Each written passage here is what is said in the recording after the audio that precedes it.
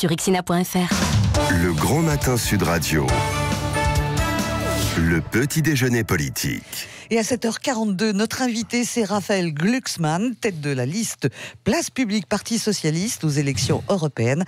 Bonjour, bienvenue. Bonjour. Et je vous laisse avec Philippe David et Christophe Bordet, que je salue également. Bonjour. Christophe. Bonjour Raphaël Glucksmann, bienvenue sur Sud Radio. L'info-vérité du jour, c'est la question qu'on pose aux auditrices et aux auditeurs. La France devient-elle un État policier ? Et pour le moment, 87% des auditeurs de Sud Radio votent oui.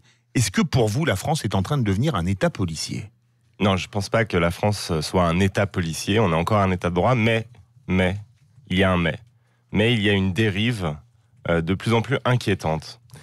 Et quand on interdit à un journaliste de faire son travail, quand on peut interdire à des manifestants de manifester simplement par décision non plus d'un juge, mais du préfet, eh bien oui, il y a des dérives inquiétantes en France. Il y a des dérives qui ne devraient pas avoir lieu. Je veux dire, on a un mouvement social depuis 6 mois. Il y a bien sûr des casseurs qu'il faut interpeller, qu'il faut mettre hors d'état de nuire, mais on ne va pas changer la manière dont on vit, notre constitution, notre état de droit pour 200 casseurs ou 200 black blocs. Raphaël Glucksmann, vous soutenez ce matin très clairement, vous parlez d'un journaliste, vous soutenez très clairement Gaspard Glantz, qui est donc journaliste indépendant, plutôt engagé, on va dire, à gauche et travaillant pour un site internet qui est plutôt à gauche, qui a été condamné aussi à diverses reprises, notamment pour un vol il y a quelque temps. Vous le soutenez de manière claire et nette ce matin ? Mais moi, je n'ai pas à partager l'ensemble de ses écrits pour soutenir son droit à travailler. Je veux dire, il serait pas de gauche, mais de droite, ça ne changerait rien. Il a le droit de travailler. Il a le droit de travailler, c'est tout. C'est comme ça en France. On n'est pas en Russie ou en Chine. On est un état de droit où les journalistes ont la liberté d'être extrêmement critiques vis-à-vis de l'État, vis-à-vis des institutions, vis-à-vis du pouvoir. Mais ça veut dire quoi ? Ça veut dire que la police, samedi dernier, est allée trop loin contre les journalistes. Il y a des journalistes de l'AFP qui ont été arrêtés, ouais. Il y a des journalistes de Radio France Internationale qui ont été arrêtés. Est-ce que ça veut dire que la police va trop loin et qu'elle devient le véritable bras armé de la Macronie au pouvoir ? Non mais moi je dirais pas que la police est le bras armé de la Macronie au pouvoir. Moi je reste quelqu'un de nuancé dans mon jugement. Simplement, je veux dire, le journaliste du Figaro qui témoigne par exemple des violences policières et de l'arrestation, c'est pas non plus Che Guevara, on parle du Figaro là. Donc il y a un problème, oui, dans la relation avec la presse. Il y a un problème de violence policière, il y a un problème de violence des casseurs évidemment, mais il y a aussi un problème de violence policière vis-à-vis des gilets jaunes.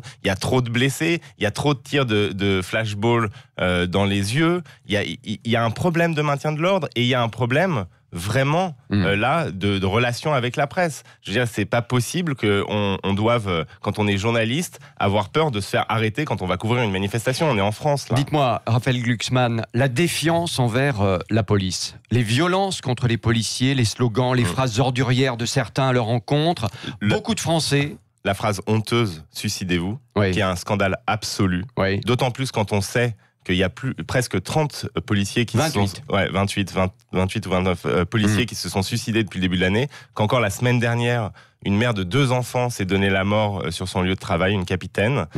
C'est un scandale absolu. Mais quand même, j'ai envie de vous dire, beaucoup de Français ont une dent aujourd'hui contre la police. Notre sondage hier soir sur Sud Radio, 63% des auditeurs ont répondu non, on ne soutient pas la police.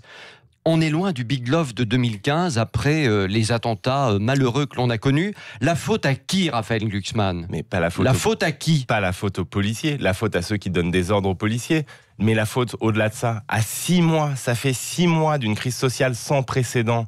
Et quelle est la réponse politique et sociale apportée à cette crise sociale ? Je veux dire, là, on attend les déclarations du président Macron, mais ça fait 6 mois. Ça fait 6 mois que la France est sur les dents, que tout le monde est dans une tension extrême. Je veux dire, ce président a été élu pour réconcilier les Français. C'était ce qu'il disait. Je suis là pour réconcilier une nation fracturée. Eh bien, elle n'a jamais été aussi fracturée que sous son règne. Et il y a un moment où on a l'impression, comme ça, d'être gouverné par quelqu'un qui craque des allumettes au-dessus d'un baril de poudre. Moi, je trouve ça extrêmement dangereux et surtout totalement inverse à ce qui avait été promis au peuple Donc français. Macron met le feu plutôt qu'autre chose. Bien sûr, Macron met le feu avec ses petites phrases. Macron met le feu en commençant son quinquennat avec des cadeaux aux plus riches qui n'avaient quand même pas besoin de ça. On est dans un moment d'explosion des inégalités. Il y a des gens qui travaillent. La gauche a fait aussi des cadeaux aux plus riches. Non, mais 40 milliards pour les entreprises. Je suis pas venu. Oui, mais enfin, vous la représentez aujourd'hui. Moi, je suis pas venu chez vous pour défendre le bilan de la gauche quand elle était au gouvernement. Je n'étais pas moi partisan de cette gauche-là. J'étais très critique. Donc, je ne suis pas là pour défendre ce bilan. Effectivement, il y a eu des cadeaux faits aux entreprises. Quand on voit que Total et Carrefour aux grandes entreprises. Oui. Bien sûr, parce que le problème en France, c'est quand on fait des aides, c'est indistinct, c'est indifférencié, et que quand on fait le CICE, par exemple, eh bien c'est Carrefour et Total qui se retrouvent les principaux bénéficiaires des aides d'État. Mais ça continue sous ce gouvernement. Et c'était pareil avec les gouvernements de droite. Quand est-ce qu'on pourra enfin avoir une politique à destination, par exemple, des TPE-PME spécifiques? C'est eux qui ont besoin d'aide, c'est elles qui ont besoin d'aide. Absolument. C'est pas Carrefour et Total. Du tissu. Mais bien sûr, c'est pas Carrefour et Total. On se retrouve dans une situation où on veut taxer le diesel, des gens qui ont besoin de leur voiture pour aller travailler, et où on fait des cadeaux fiscaux à la principale entreprise polluante française qui s'appelle Total, qui est en train de dévaster des pays entiers en Afrique, et qui, par ailleurs, verse des dividendes extraordinaires à ses actionnaires. Donc en fait, l'argent du contribuable, eh bien, va financer les dividendes versés aux actionnaires de Total. Ça, c'est complètement anormal. Dites-moi, la conférence de presse du président, c'est demain, les annonces, c'est demain, tout n'est pas calé, mais ça pourrait durer 4 heures, nous dit-on, du côté de l'Élysée. Vous craignez que ce soit le grand débat, finalement, avec les journalistes demain, 4 heures de blabla sans annonce forte, 4 heures pour endormir tout le monde encore ? Je sais pas, moi, depuis le début du grand débat, on insiste. Moi, j'étais pour le grand débat, parce que je pense que les Français, eh bien, il faut qu'ils se parlent, il faut qu'ils s'expriment. Maintenant, on a assisté quand même à une forme de one-man show, si on dit la vérité. C'est moi et les maires, moi et les intellos, moi et les journalistes. Alors j'espère, moi, parce que je suis un citoyen français, je suis pas un opposant pavlovien, j'aimerais bien que la France aille mieux. Donc moi, j'espère qu'il y aura des mesures beaucoup plus fortes que celles qui ont fuité en amont de sa conférence de presse. Parce que si ce qui est prononcé dans cette conférence de presse, c'est ce qui a fuité dans la presse, la vérité, c'est que c'est pas du tout au niveau de la crise sociale qu'on connaît. Alors, Raphaël Glucksmann, on va égrener un petit peu ces annonces qui ont fuité dans la presse, comme vous le dites. Travailler plus, supprimer un jour férié, par exemple. Vous dites bravo Macron, ou c'est une hérésie complète ? Non, mais travailler plus, moi je le vois bien, c'est le slogan qui avait porté un candidat de droite au pouvoir en 2007. Sarkozy, travailler plus pour gagner plus. Travailler plus pour gagner plus. Mais la vérité, c'est que on fait croire aux Français qu'ils travaillent pas assez. Mais attendez, en Allemagne, les gens travaillent moins qu'en France. C'est pas un pays bolchevique, l'Allemagne. C'est pas la Corée du Nord, l'Allemagne. En Allemagne, les gens travaillent moins qu'en France. En Hollande, c'est quand même pas un pays arriéré non plus. Les gens travaillent moins qu'en France. Donc il y a un problème à faire croire aux Français qu'ils travaillent pas. C'est pas vrai. En France, on travaille plus que chez nos voisins. Et la tendance générale en Europe, c'est justement à travailler moins. Donc moi, je veux bien. Je crois que c'est complètement à contre-temps comme slogan, travailler plus pour gagner plus. Donc c'est une hérésie complète pour vous. Une hérésie. Moi, je suis pas un imprécateur et un inquisiteur. C'est ça, un peu quand même. Je ne verse pas des fatwas dans le débat public. C'est pas une hérésie, c'est une erreur, quoi. Supprimer l'ENA. Le patron de l'ENA dans le Figaro ce matin se défend. Non, les futurs hauts fonctionnaires ne sont pas coupés des réalités, dit-il. Seuls 2,5% font de la politique aujourd'hui. Il a raison, supprimer l'ENA, c'est complètement démago. Ça sert à rien. Moi, je pense que supprimer l'ENA, c'est un gadget. Voilà, c'est un gadget. Alors après, il faut réformer l'ENA. Mais le problème, c'est pas l'ENA, c'est pas l'existence d'une école formant les hauts fonctionnaires. Le problème, c'est qu'ensuite, eh bien, quel type de carrière vont faire ces hauts fonctionnaires ? Et quand on a un va-et-vient entre des grands groupes du CAC 40 et des fonctionnaires, et l'Élysée, et Matignon, et les hauts postes de la fonction publique, là on peut se poser une question, parce que le problème c'est pas qu'il y ait des gens qui soient formés pour défendre l'intérêt général. Le problème c'est quand les intérêts particuliers s'immiscent dans l'intérêt général. Quand on a l'impression que la décision elle est prise par des gens qui ont un peu un pied des deux côtés, qui ont travaillé. C'est ce que dénoncent les Français et les gilets jaunes en particulier. Bien sûr. Mais vous pensez qu'il n'y a pas une raison à cette crise sociale ? Moi je pense que l'origine de la crise qu'on est en train de vivre est parfaitement justifiée. C'est parfaitement justifié. Oui, on vit dans une société profondément injuste. Et oui, c'est anormal, pour revenir à votre question d'origine, c'est anormal que quelqu'un qui ait travaillé pour Areva décide ensuite de la politique nucléaire de la France. Parce que où est la légitimité, là ? Raphaël Glucksmann, un mot sur la tête de liste aux européennes pour La République En Marche, Nathalie Loiseau, qui à Sciences Po, lorsqu'elle était jeune, a fait une connerie, se présenter sur une liste d'extrême droite. elle ne se rappelait pas. Faut finalement avouer, entièrement pardonner ou pas ? Le problème, c'est sa défense actuelle. Moi, vous savez, je vais vous dire quelque chose qui peut-être va vous surprendre, mais moi, je ne jette pas la pierre à Nathalie Loiseau pour ses engagements il y a 35 ans. Elle avait 20 ans. Simplement, aujourd'hui, il faut qu'elle admette et qu'elle dise qu'elle avait fait une erreur. Très bien. Faut dire qu'en 2007, vous étiez ultra-libéral, vous. Mais non, j'étais pas ultra-libéral, j'étais kouchnérien, j'étais libéral de gauche, mais ce qui était une erreur. Et d'ailleurs, j'ai écrit 2 livres. Vous êtes présenté aux législatives mais sur non, Alternative Libérale. Ah non, je me suis pas présenté aux législatives sur Alternative Libérale. Bon, d'accord. On vit, c'est le bordel dans la tête, mais ouais. Non. Je ne me suis pas présenté aux législatives, j'ai jamais été candidat à aucune élection sauf à celle-ci. Ouais. Et précisément, je suis candidat parce que c'est une élection européenne, donc on va bientôt parler d'Europe, j'en suis sûr. Donc c'était quoi ces accointances avec Alternative Libérale ? Mais moi, j'ai toujours dit, j'ai été un libéral de gauche et je pense que c'était une erreur. J'ai écrit des livres pour montrer à quel point le logiciel libéral, justement, était en échec, qu'à quel point cette gauche mondialiste qui voulait abolir les frontières, qui se disait que de toute façon, eh bien, qu'on puisse circuler, que les biens, les marchandises, les personnes puissent circuler et tout ira bien, cette gauche-là, elle s'est plantée. Et c'est ma gauche. Donc moi, quand je fais une critique de la gauche qui échoue, eh bien, je me critique moi-même. Alors ça peut sembler bizarre parce que c'est pas un rituel en politique, l'autocritique et l'introspection, mais moi, c'est ce que je fais. Donc oui, moi, j'ai fait une erreur. Vous me direz, avoir été libéral, c'est pas comme avoir été sur candidat. C'est pas la même chose.